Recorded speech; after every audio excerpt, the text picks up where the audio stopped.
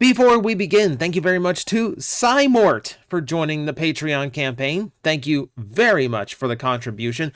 I actually owe you a request. If you have not put it in yet, then message me over on Patreon just to let me know what you want me to do, and we'll see about getting it done. And always, as always, appreciate everyone who pitches into the Patreon campaign. You are legitimately the reason I can continue to do this. And I don't even mean on a daily basis. I mean do this channel at all. You are the reason I can do it. So thank you very much for the support. This is going to be one of those weird videos. This is one of those weird videos that started off as a completely different concept. But the more I read into what I was researching before, the more interested I got in a complete tangent. So my brain fell down the rabbit hole, hit a rock, and tumbled into some other rabbit's hole altogether. So I won't even tell you what the other one was.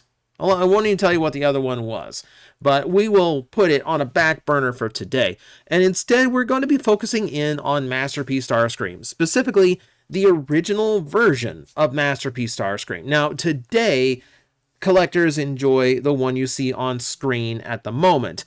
Dead accurate to the cartoon in robot mode, very complex transformation, etc. This is the modern take on Masterpiece Starscream, the 2.0, if you will.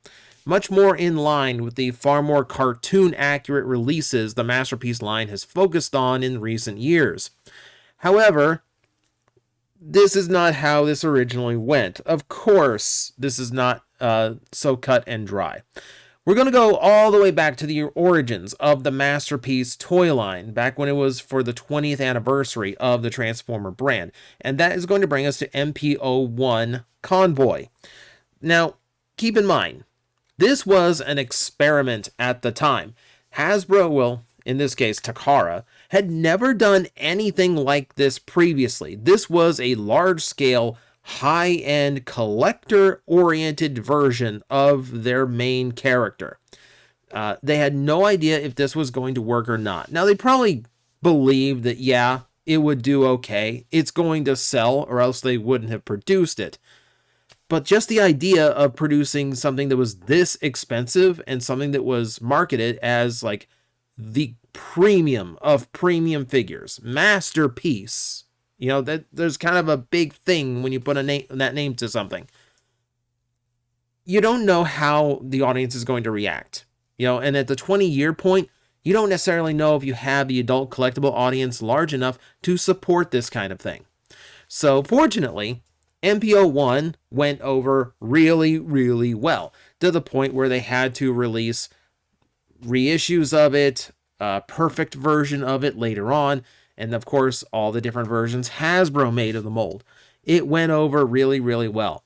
But that does leave Takara in a weird spot. Where do you go from here? Now, the obvious one is Megatron. But keep in mind, we are in the infancy. We are in the experimental phase of this toy line. Which means we can't take a risk like producing a toy that can't be sold in the US. This toy has to succeed no matter what, so we have to play it safer than that. So as the second logical choice, if they still wanted to have a Decepticon to put next to their Optimus Prime toy, that leaves us to Starscream. And this got us super excited. So MP02 is just Ultra Magnus, which is this mold in white. MP03 is the actual Starscream. And these are the first prototypes we started to get, and this got us so excited. This got us really excited. Keep in mind, this was a long time back at this point. We weren't really used to getting all of these, show-accurate Transformers yet. It's not like now, where, you can get just about any character at any size that you think is appropriate. No, this was really unique. So everyone got super excited when they started seeing these prototypes pop up, and they just looked so good. Everyone got super hyped for this. But things did change a little bit. Imagine our confusion back in the day when this mold suddenly became this mold. The new prototype shots we were getting looked vastly different than the original ones that we had started to see from magazine clippings that people scanned in from Japan. And it was weird. Like, you can actually see the original version in the magazine shot here, and then what they were considering like the advanced version of it. Now, right away, you can tell the jet mode looks phenomenal. But we started raising questions. There's extra junk hanging off of him in the robot mode. He's got these huge side skirts. What happened there? What happened there was a different designer being involved, one Shoji Kawamori.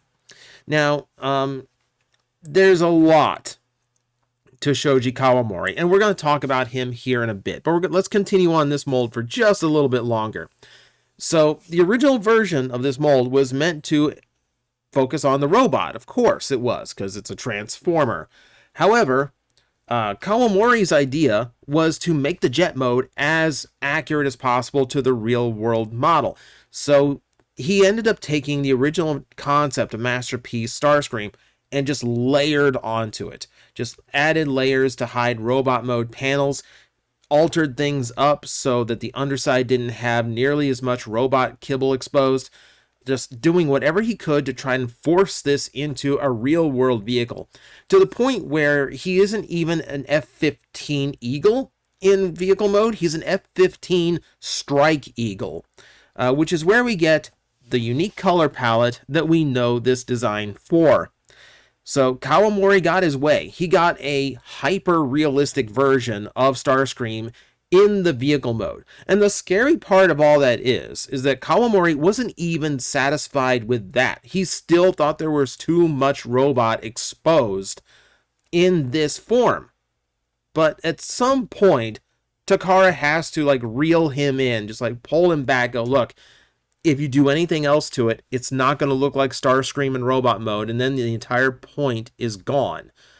So he had to leave it at this. And of course, this is what we got as our very first iteration of Starscream in the Masterpiece line. And this inspires so much confusion. There was so much confusion how this ended up being Starscream. Now, on one hand, there's plenty of people who actually do like the look of it. And they really love the realistic look of the jet in vehicle mode. And to its credit, from the finish of the plastic, the paint job, and right down to all the stickers that you can apply onto it to give it more of a fighter jet look, it's immaculate. It's one of the most accurate jets we ever had in Transformers, and to this day, it still has merit because of that. But it's hard to say that it really represents Starscream very well in the robot mode. The colors that we associate Starscream with, the off-white is completely gone. The blue, and replaced with like the bright white stripes around him just to kind of invoke the color. The blue is in the wrong spots. The red, it barely existent. It was super bizarre. And the thing is, everyone bought it. Everyone bought it.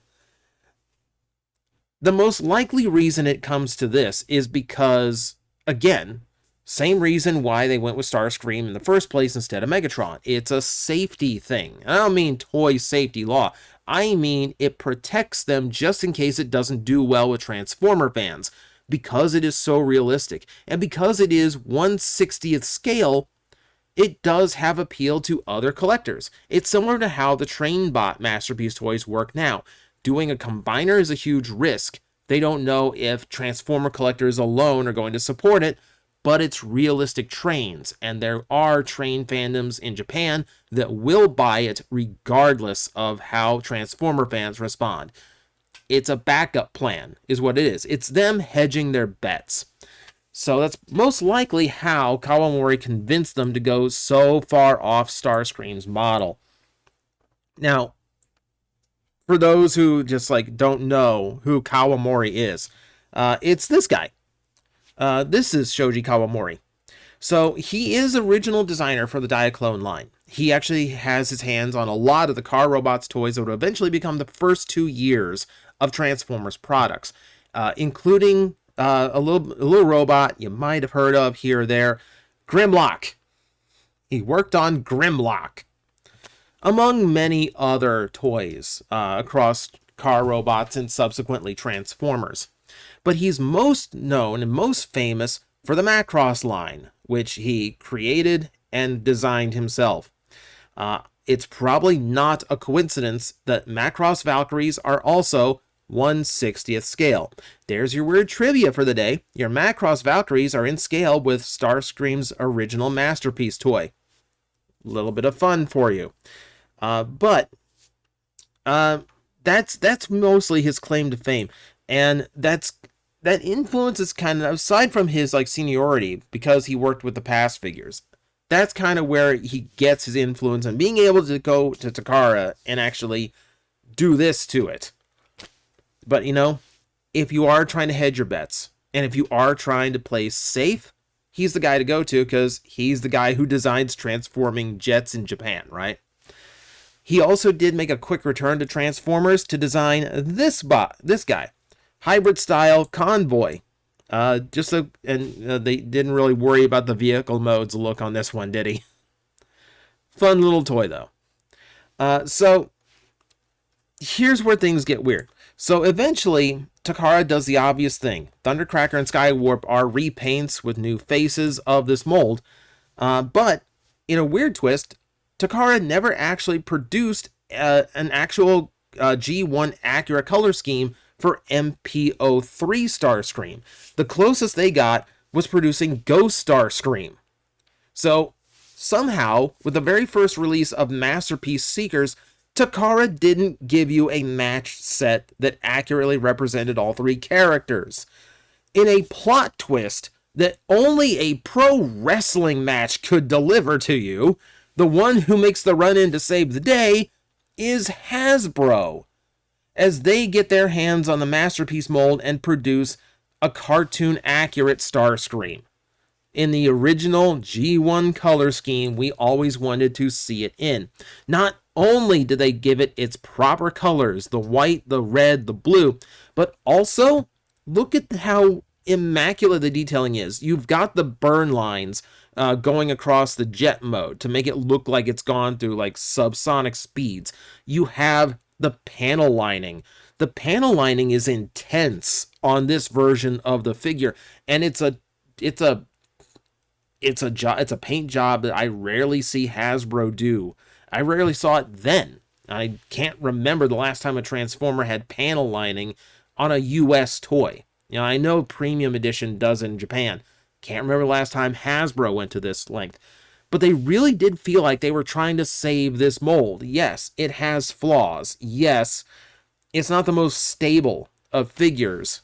But you have the right color scheme, you put a lot of love into it, and it can be Starscream, you know? So eventually I think we were happy with this. Now eventually they would release this mold as Skywarp as well, but before they could get around to completing their trio, Takara dropped the remold on us, which restored it back to its original concept. Now, it's important to note, it is heavily based on the original concept. It is not them taking the original prototype and going forward with it. No.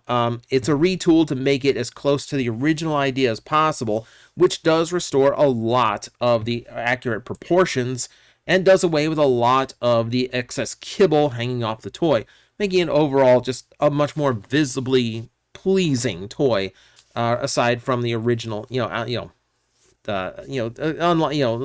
for the people who wanted accurate to the original source material. On top of that, though, they decided, hey, we know you just bought a Masterpiece Starscream. How about we throw in the Coronation set? It was one of the extremely rare times. In fact, it might be the first time that a Starscream toy got the full Coronation set, to my knowledge. Outside of maybe, that gets a little bit foggy in my brain, but it's the first time I can remember them going that far.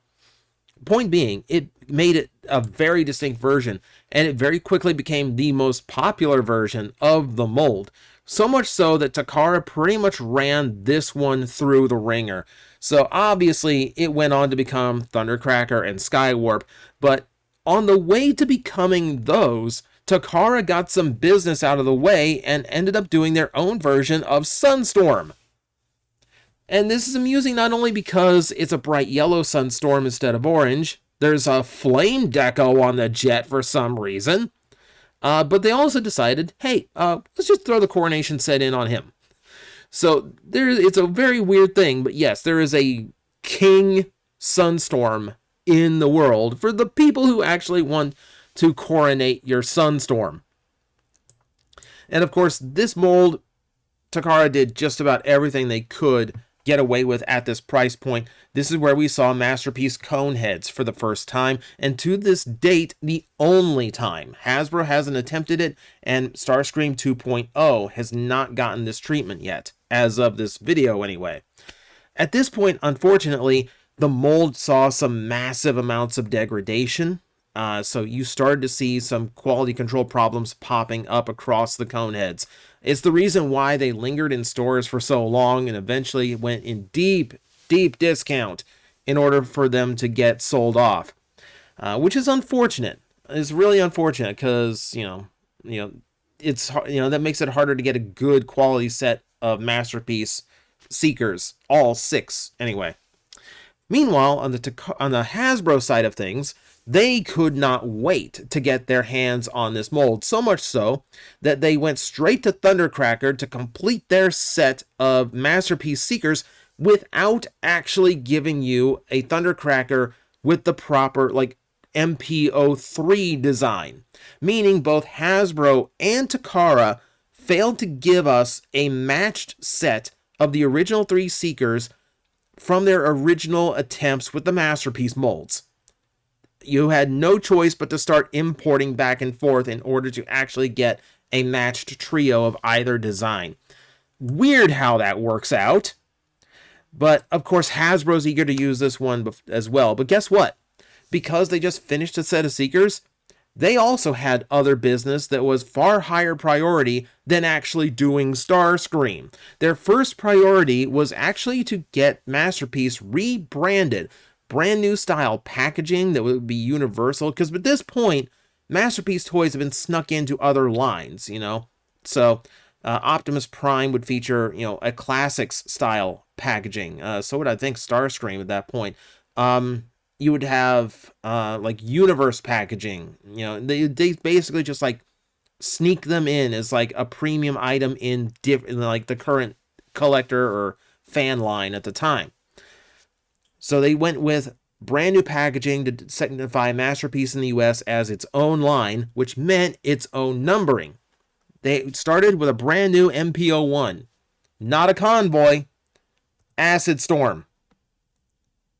Acid Storm got MPO1 in the US. And it's a weird Acid Storm because it's trying to split the difference between the original Universe 2 toy where the character was invented with its unique color palette and its digital camo, and the original character from the cartoon, the Green Rainmaker, that inspired Acid Storm. So what you're left with is an Acid Storm that doesn't really hit either note particularly well, and it's just super random that's where Hasbro's priority was at the time. Now, oddly enough, Hasbro also had Sunstorm on the mind, but they saw, we're not going to do the orange Sunstorm from the comic books either. We're going to do a yellow one too, and you know what we're going to do? We're going to make it look like Ronald McDonald while we're at it. I don't know why they added the red. I do not know why they added the red. I also don't know why it's so mangled. It is one of the most infamous, poorly transformed figures in stock photos I have seen. And yeah, it's just a weird deco. You can see the flame deco on the back of this one too. I understand Sunstorm is a character who is known for catching fire, but it still looks weird to try and replicate that in a paint deco like this. So, yeah, we got those. We didn't get Starscream until Hasbro's 4th run around with this mold, and it is a far more simple version of Starscream than the first one they released. But at that point, you just kind of want cartoon accurate. I guess it's what a collector, it's what the common collector, or like the not even common collector, but like just like the passive Transformer fan. That's what they would remember as Starscream. And that's what they got. So it's a long, convoluted history of the original take on Masterpiece Starscream. To go from this design, which is as untraditional as possible, and then wheel it all the way back around to just being as stock traditional Starscream as you could possibly imagine. Funny how it goes sometimes. But there you go. Your entire history of the very first Masterpiece Starscream mold. So, bit of a history lesson for you today. I hope you enjoyed out there, especially for the newer fans who don't really go back and read through this stuff, or if you're just feeling nostalgic for a really weird period in Transformers. That's what I'm here for. So, I hope you enjoyed. Until next time. We parlay with the captain. You think a werecroc is going to listen to elvish rules of piracy? Of course it would be the freaking elves that invented parlay. I had to think of a quick replacement for the French.